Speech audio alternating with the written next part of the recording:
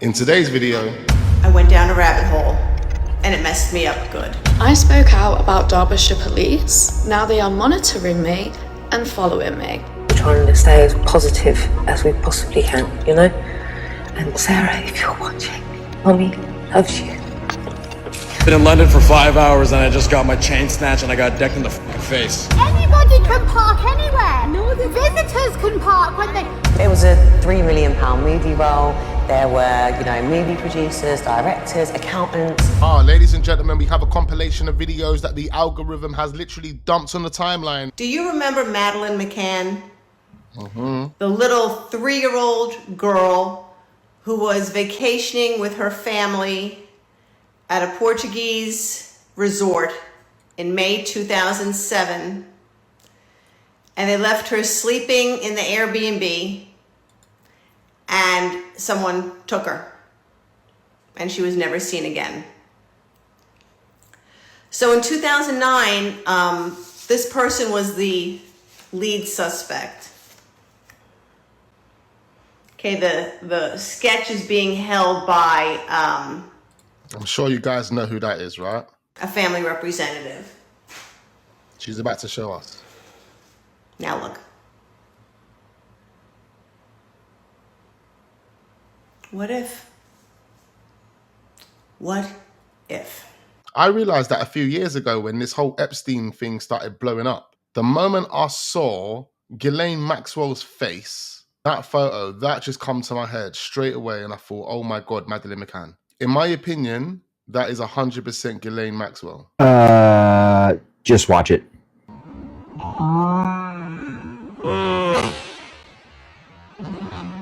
Okay. Oh, wow. I know you saw it. I did. I saw it too. Holy Spirit coming in. I've showed a lot of these things, and that might be the closest thing to a bullet we've seen yet. What do you think? I agree. Let's talk about it in the comments. Looks like the bullet actually comes out of the table. Whatever's in front of him here, it looks like it's coming out of the table. Now, what's extremely interesting is there's a member of Charlie's team, literally opposite where he's sitting right now, behind one of these fences, doing what this guy's doing with the glasses, more or less acting like a security guard. The split of the second when Charlie is shot, he does something here. It's like he presses some sort of button. It's like he turns around, looks at Charlie and presses a button and boom, Charlie's shot. But I mean, that's all alleged. Hey, please. Hey, it's all conspiratorial over here. But if you think of it, it could have been a weapon that was used that didn't necessarily need a shooter. They tried to raise an army and invade an island. Yeah. 2 Texas men have just been arrested for planning to invade a Haiti island, wipe out all the men, and enslave the women for stuff that I can't even say on here. But this wasn't just something they spoke about on a Discord chat. They were actively planning to carry this out. They even tried to recruit homeless people in Washington for their army. You see, over the past year, 20 and 21-year-old Gavin and Tanner enrolled for the military and firearm training. They planned to learn how to sail. They took classes in the local language of the island that they were trying to invade, and they even intended to purchase an arsenal of weapons and ammunition. Now, thankfully, they didn't get too far in that training because they either dropped out or failed. But that's not even the craziest part, because they tried to take over the island of Gonave, which has 87,000 people. That's why court documents reveal that the pair intended to recruit more people online, as well as homeless men in Washington for this army, which they then intended to all sail over together on a boat to this island for a surprise attack. But not only were their 13 months of planning this thing discovered by authorities, but they now face a maximum of life in prison. They've been indicted on a long list of charges, including conspiracy to murder, mayhem, or kidnap persons in a foreign country. And on top of that, the 2 men were also accused of the production of child you-know-what. So yeah, they are cooked. First point was, in the middle of my teenage years, around 14, 15, and it was, 2 or 3 times a day. It was at least an hour, maybe a couple of hours at a time. Man, it just 2 to 3 times a day. People in the comments are saying rookie numbers. took like a huge chunk out of like every day. It was, the first thing. Actually know what he's talking about. Josh talks about his experience. Educational purposes, ladies and gentlemen. I did when I like got home from school. It was the last thing I did before going to sleep at night, and it was. It's normal. It's normal, Josh. Yeah, it just became like a really daily ritual or habit. How did you feel in yourself during those years, Josh? There were times when I did like feel, yes, just especially bad, like not proud of watching porn, and tried to just stop, but just couldn't. It's almost like the harder you try, the more you realize how much of a problem you have. When I was on my own, I felt rubbish about myself. Just deeply ashamed of myself. And I just felt unlovable. It's a psychological problem, and that's what porn creates. But just looking at the comments, I mean, people are taking the absolute piss. You got one guy that says, I thought cranking off 2 to 3 times a day was normal. You got another that says, clearly a novice, I'm on 3 already, and it's only 9:20 a.m. in the morning. Kids who remember their past lives. Nicola was born in Yorkshire in England, and by the time she was 2-year-old, she'd already told her mother that she had lived before. She said, "Mummy, why am I not a boy like I used to be?" After explaining that she had always been a girl, Nicola continued. In fact, as a little bit of time went on, Nicola's recollection of her past life was going to become very clear and very detailed. By the way, if you enjoy these types of stories, please hit the like and repost. It helps the page and it allows me to make more stories like this. Anyway, her parents assumed that she was just maybe having dreams, or this was purely imagination, so they allowed her to continue. And she did. Nicola claimed that her other mother was called Miss Benson, and she was a boy, not a girl. Still absolutely no clue to who these people were, Nicola's mother carried on asking her questions to see what she could find out. Nicola claimed that she lived in Haworth, which was also in Yorkshire, but Nicola had never left their hometown, so her mother was baffled. In a desperate plea, Nicola's mother decided to ask her how she died, to which Nicola began getting very upset. She said she was hit by a train close to her home, but doesn't remember anything else. Her mother then decided to put Nicola in the car and drive her to Haworth, just to see what would happen. And to her surprise, Nicola began pointing out places and buildings and telling her mother what they were. Bearing in mind, Nicola couldn't read at this age, certainly not to the level of being able to read building names. Nicola had asked her mother to go down a country road, so she did, and they got halfway down the road and Nicola told her to stop. She immediately pointed out of the window and said, "This was my home." And it was at that point that her parents no longer thought this was just Nicola's imagination. Nicola had also given her previous father's name, which she said was Thomas Benson. She said that she only knew her old mother as Mrs. Benson, but Nicola could not remember her own name. Nicola's mother decided to look into things further. She got a historian to have a look at the details in which Nicola had given, including the names Mr. and Mrs. Benson, to see if they had any relevance and whether they existed.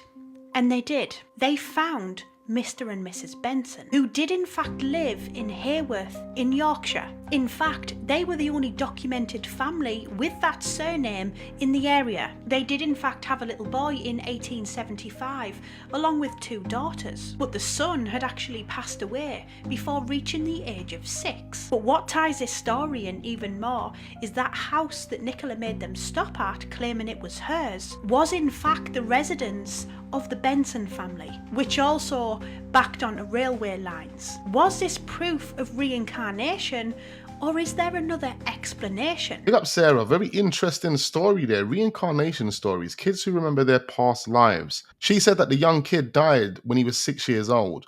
I mean, that explains why he would have been given another chance, right? I'm pretty sure they say religiously when a child dies before the age of puberty, they go straight to heaven. I mean, of course, being reincarnated on earth is definitely not heaven, but they could be given a choice. We don't know. I mean, afterlife is such an interesting topic, ladies and gentlemen. We could be here speaking about it all day. Wait, Tom, you're gay?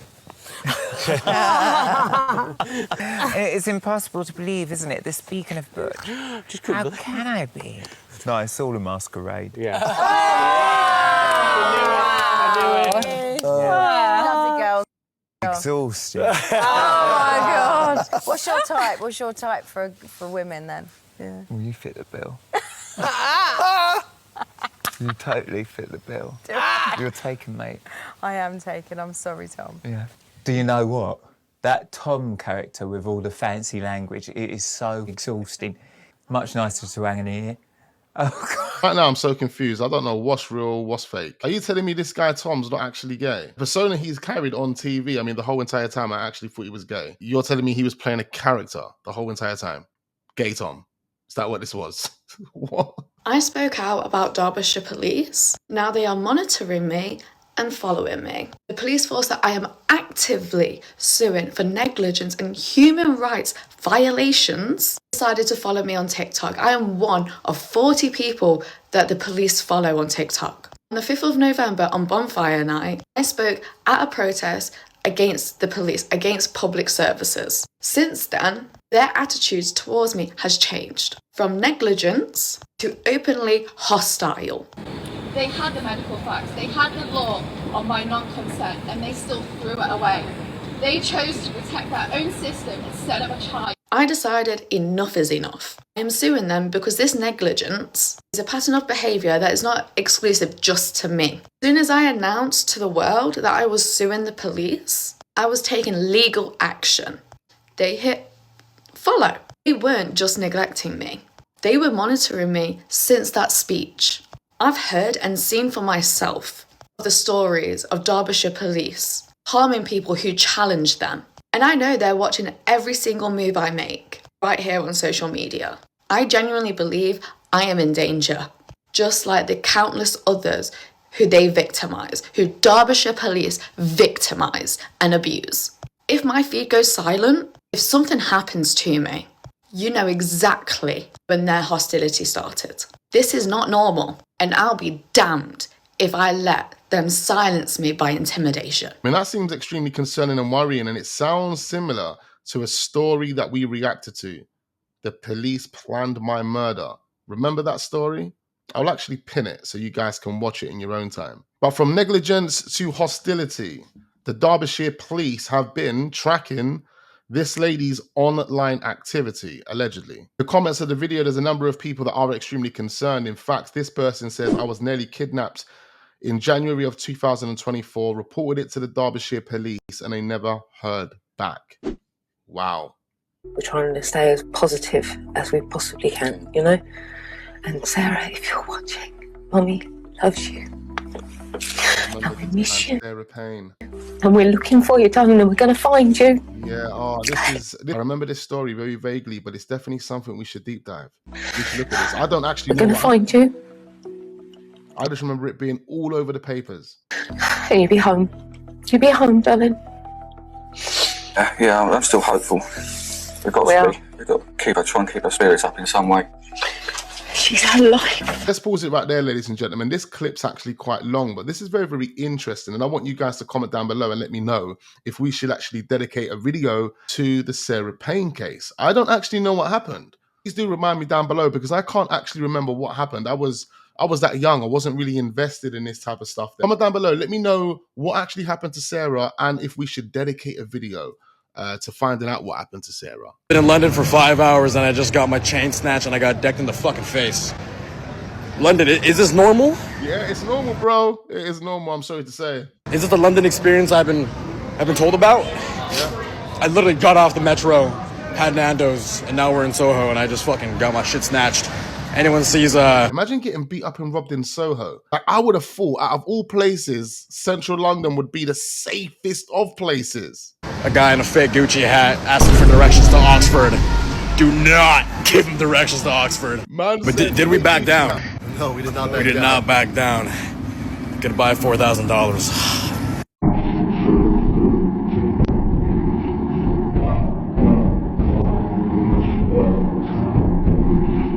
Now this right here, this is weird because hundreds of TikTokers have had their accounts removed for reposting this video. Not this exact video, but the video in the background. One TikTok account initially posted it and it was getting thousands and thousands of views. Then the accounts that were actually reposting it were all being banned and all of their accounts were being deleted. Some people started a new account, reposted it again, and instantly banned. But the original account that posted this is still live and kicking. Make it make sense. I'm a Celebrity is getting backlash online after the first 2 people to be voted out this season were both black. The conversation has grown fast across social media. The moment the second vote happened, people were saying the pattern didn't sit right with them, and the reactions increased instantly.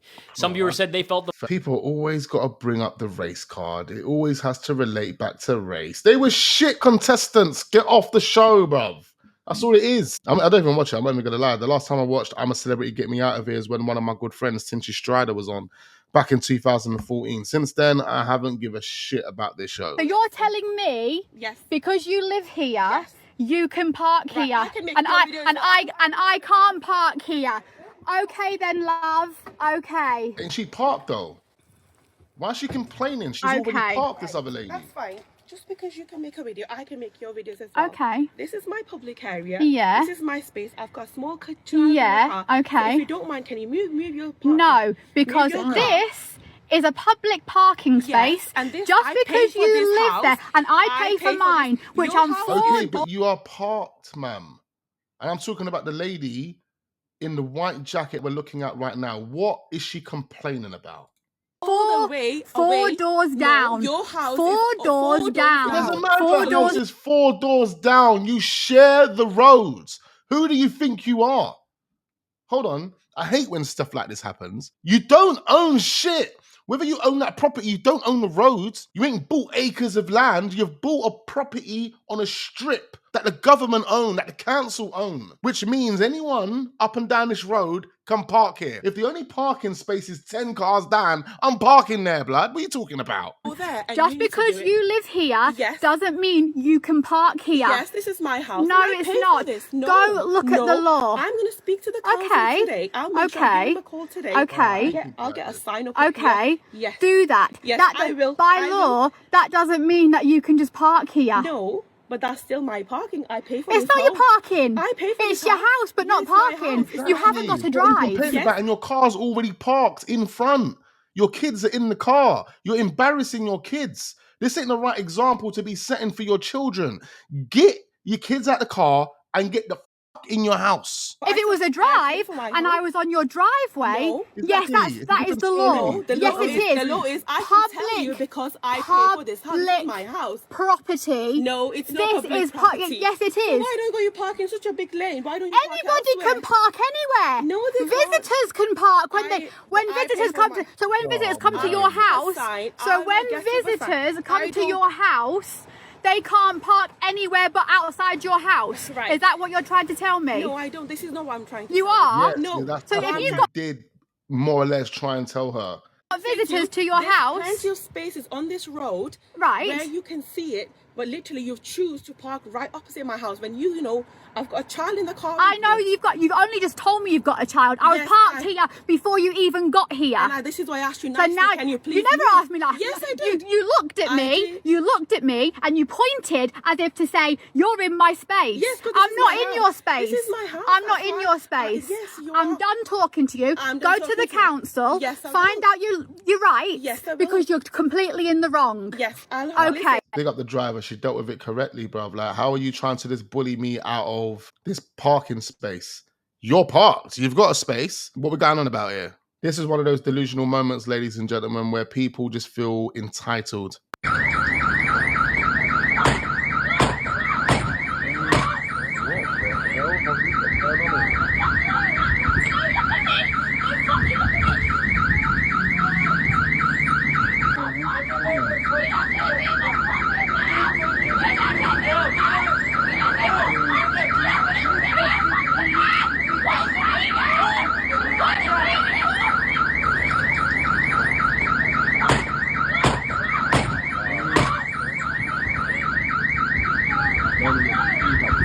time. It's the wrong time of the month. Did you know that the royal family that we have in England currently today aren't the original bloodline of England? Hear me out, because not even a lot of English people actually know this, and this is a major part of English history. So, back in the 1600s, the Parliament pushed out the Stuarts from monarchy through something that was called the Glorious Revolution. At the time, James II was the king, and he was removed from the throne, and the Parliament basically just decided that the next monarch would have to be a Protestant. And that one rule, it changed absolutely everything that came next, because all of the closest heirs to the throne, they were all Catholic at the time. So the Parliament brought in a different line, the Hanoverians, who were Protestants. So because the Parliament at the time chose George I to become the next monarch of England, that's how George I from Germany ended up as monarch and taking over the throne of England. Now, here's where it all starts to get really interesting, because the monarchy,